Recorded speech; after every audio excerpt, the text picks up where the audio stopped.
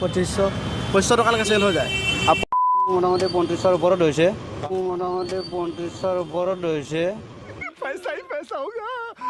এনেকুৱা ধৰণৰ কেইবাটাও ভিডিঅ' আছে মোৰ তাত, কেইবাটাও ক্লিপ মোৰ তাত আছে, য'ত মই তেওঁলোকৰ লগত গৈ নিজেই কথা পাতিছোঁ, তেওঁলোকক সুধিছোঁ যে তেওঁলোকৰ ইনকামবিলাক কেনেকুৱা।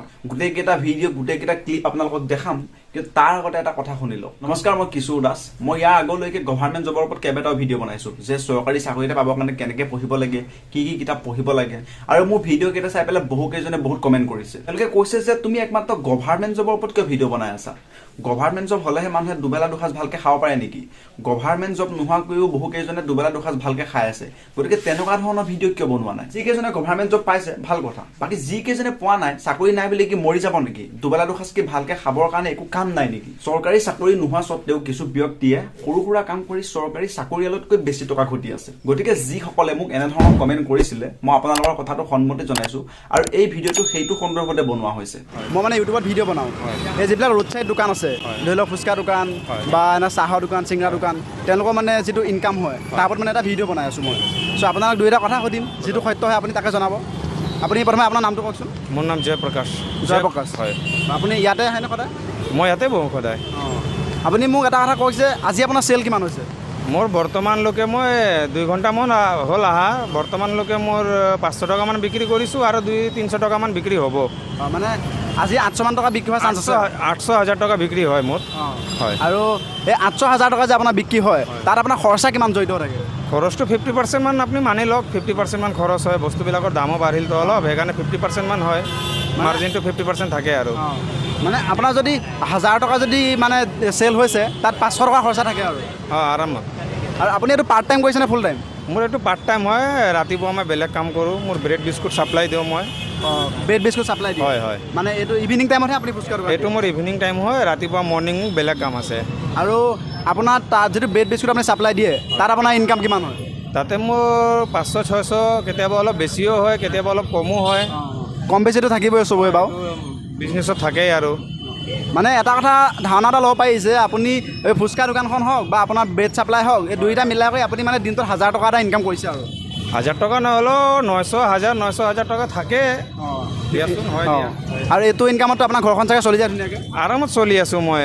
চাকৰি বিচাৰিলোঁ বহুত, নাপালোঁ, কি কৰিম এতিয়া? কৰি আছোঁ, এইকেইটাই কৰি আছোঁ, চলি আছোঁ, আৰামত চলি আছোঁ মই। आपको आसामीज आता है कि नहीं? नहीं, आसामीज नहीं आता है। नहीं था। कितना इनकम होता है, कितना खर्चा आता है, इनके ऊपर हम एक वीडियो बना रहे हैं। सही सही बात। देखिए, आपको जो पूछेंगे बस सही सही बताना, बस वही काम है। Okay okay. आपका नाम क्या है? मेरा नाम गोपाल गुर्जर है।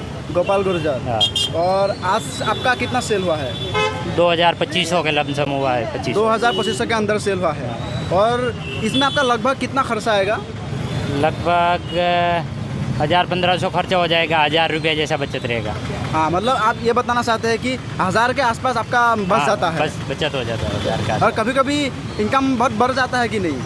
हाँ, जैसे वो गर्मी ज़्यादा हो तो ज़्यादा भी हो जाता है, बारिश के हिसाब से कम भी होता है। हाँ, মোৰ নাম শ্ৰী জগন্নাথ ৰাজবংশী। জগন্নাথ ৰাজবংশী। আজি আপোনাৰ চেল কিমান মান হৈছে? এতিয়া আপোনাৰ মোৰ মোটামুটি 3500 ওপৰত হৈছে। মানে 3500। 3500। ইয়াত 3500 আপোনাৰ খৰচা কিমান মান থাকিব? খৰচা আপোনাৰ মোটামুটি 2200 টকা খৰচা পৰিব। মানে অন এন এভাৰেজ মানে আপোনাৰ 1500 মান টকা এটা মানে ছেভ হ'ব আৰু। ছেভ হ'ব। তোমাৰ নামটো কোৱাচোন? সুৰজ। সুৰজ। অঁ, এনেই গীতাশ্ৰী মেডিকেলৰ ফ্ৰণ্টতে সদায় আহা নে? সদায় সদায় এইখিনি জেগাতে? হ'ব, আমি মানে ইউটিউবত ভিডিঅ' বনাওঁ। আজি কিমান মান চেল হৈছে? 1500 মান চেল হৈছে ন? তাতে খৰচা কিমান মান থাকিব তোমাৰ? খৰচা 500 টকামান খৰচা থাকে ন? আৰু হায়েষ্ট চেল কিমান হয় এদিনত? 2500 টকালৈকে চেল হৈ যায়। আৰু 2500 টকা যেতিয়া চেল হয়, তাত খৰচা কিমান মান থাকে?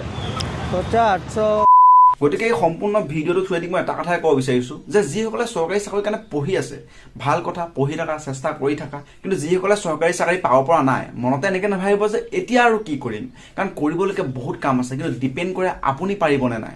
গুৱাহাটীত মই নিজে এজন ৰেপিড' উবেৰ বাইক চালক, কেতিয়াবা ফুড ডেলিভাৰী কামো কৰোঁ, আৰু মই প্ৰতিমাহে যিমানখিনি টকা পাওঁ সিমানখিনি টকা এজন পুলিচ কনষ্টেবলে পায় আৰু কোনো মাহততো মই 2 পইচা তেওঁলোকতকৈ বেছিকেহে পাওঁ চৰকাৰী চাকৰি নাই বুলি মই বহি থকা নাই আৰু নিজকে এজন নিবনুৱা বুলি প্ৰমাণ কৰাও নাই ক'ৰবাত নহয় ক'ৰবাত নিজকে সংস্থাপিত কৰি ৰাখিছোঁ মই এইটোও ক'ব বিচৰা নাই যে আপুনি গুৱাহাটীত আহি পেলাই এখন ম'ম' দোকান দিয়ক কুঁহিয়াৰ ৰস বিক্ৰী কৰক বা মোৰ নিচিনা ৰেপিড' উবেৰ বাইক চালক কিন্তু কৰিবলগীয়া বহুত কাম আছে ডিপেণ্ড কৰে আপুনি হাৰ্ড ৱৰ্কিং হয়নে নহয় আপুনি মানুহজন ক্ৰিয়েটিভ হয়নে নহয় আপোনালোকে চাগে নিজেই ইউটিউব ফেচবুকত এনেকুৱা ধৰণৰ ভিডিঅ' দেখিছে য'ত কিছুমান ব্যক্তিয়ে গাহৰি ফাৰ্ম বা হাঁহৰ ফাৰ্ম খুলি লাখ টকা ঘটে মই ভাবোঁ সেইবিলাক একো অসম্ভৱ কাম নহয় আপুনিও তেনেকৈ নিজে যিটো কামতে কমফৰ্টেবল হয় যিটো আপোনাৰ কাৰণে সুবিধা হয় তাতে মূৰটো সোমোৱাই লওকচোন সেইটোকে ষ্টাৰ্ট কৰক চাকৰি নাই বুলিতো বহি থাকিলে নহ'ব কাৰণ আপোনাৰ ভৱিষ্যতটো আপোনাৰ হাততে আছে উন্নত মানৰ খেতিয়ে হওক উন্নত মানৰ মৎস্য পালনেই হওক বা গাহৰি ফাৰ্মেই হওক বা হাঁহৰ ফাৰ্মেই হওক আৰু যদি আপোনাৰ মনত কিবা ক্ৰিয়েটিভ চিন্তা আছে কিবা নতুন চিন্তা আছে যে এনেকুৱা ধৰণৰ কামো কৰিব পৰা যায় গতিকে কৰক চাকৰি যদি নাপালেও